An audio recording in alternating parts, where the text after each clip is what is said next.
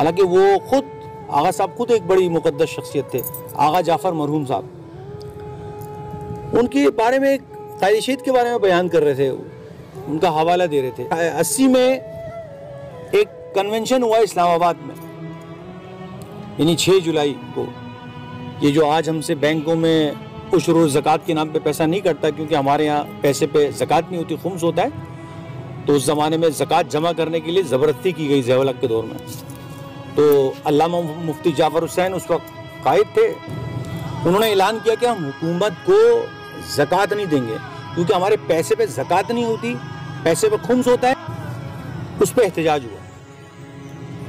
तो कहते हैं कि बहुत से उलमा को यहाँ से जमा करके ले गए, आगा साहब को भी। तो आगा साहब को लेके गए। आगा साहब बयान करते हैं, आगा जाफ़र मरहूम खुद बहुत मुकद्दस आदमी थे, बहुत मुकद्दस इंसान। उनके बड़े शागिर्द भी थे, कई उलमा उनके शागिर्द हैं। वो कहते हैं कि इस्लामाबाद कन्वेंशन में कई दिन लगे, तो रात को नमाज शब पढ़ने वाले चंद लोग होते थे, चंद गिनती के 2-4, उनमें कायद शहीद भी होते थे। अव्वल वक्त पे नमाज शब पढ़ते थे। तो उनकी 4 साल नूरानी दौर था क़यादत का पाकिस्तान में, बहुत मुख्तसर होते हैं 4 साल। 4 साल में तशय्युअ को कहाँ से कहाँ पहुँचा दिया कायद शहीद।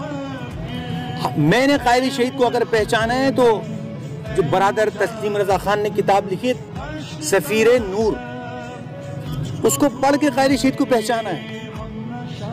मैं आपको यकीन से कह रहा हूं कि अगर आप भी उस किताब को पढ़ेंगे, मुकम्मल पढ़ेंगे, आपको 2-3 बार रोना आएगा, बहुत जोर से रोना आएगा। इतनी सादा जिंदगी थी कायद शहीद की, इतनी नूरानी जिंदगी थी। कभी आपने नहीं सुना होगा कि कायद रशीद को कोई तहरीक नवाज़ फ़िक़्ह जाफ़री के सदर कहता हो। वो सदर थे असल में, लेकिन सदारत से बढ़कर उनको लोग कायद बोलते थे। क्यों? उनके अंदर कायदाना सलाहियतें थीं। जो जिसके अंदर कायदाना सलाहियतें हों उसको ओहदों की ज़रूरत नहीं होती, वो ओहदों के मोहताज नहीं होते।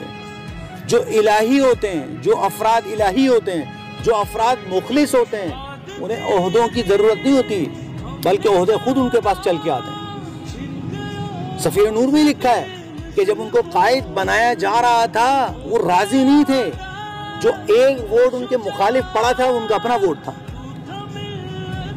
वो दूसरे कमरे में रो रहे थे कि मेरे कांधों पर क़यादत की जिम्मेदारी न डाली जाए। ऐसा कायद। यहाँ कहते हैं मोहम्मदी डेरे में कायद शहीद तशरीफ लाए किसी के घर में। कायद शहीद वॉशरूम गए, काफी देर हो गई। वॉशरूम अगर कोई जाए तो 5 मिनट 10 मिनट में आ जाता है, ज़्यादा से ज़्यादा।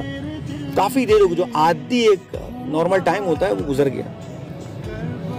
वो जो बरादरान थे वो समझने लगे कि शायद कायद शहीद नहा रहे होंगे तो टाइम लग गया होगा। वक्त गुजरता गया, परेशान हुए सब। दस्तक देना चाहा तो कायद शहीद पसीने में शराब और बाहर निकल आए। सबने पूछा क्या वो खैरियत? नहीं, बस सही है, बिल्कुल ठीक था। जब कायद शहीद तशरीफ ले गए उस घर से, वो घर वाले रो रहे थे। क्यों? क्योंकि उनका बाथरूम इतना गंदा था। कायद शहीद ने वो पूरा बाथरूम खुद चमकाया और खुद नहा धो के बाहर निकल आए। शिकायत नहीं की किसी से कि आपका बाथरूम इतना गंदा है, मुझे यहाँ ठहरा दिया।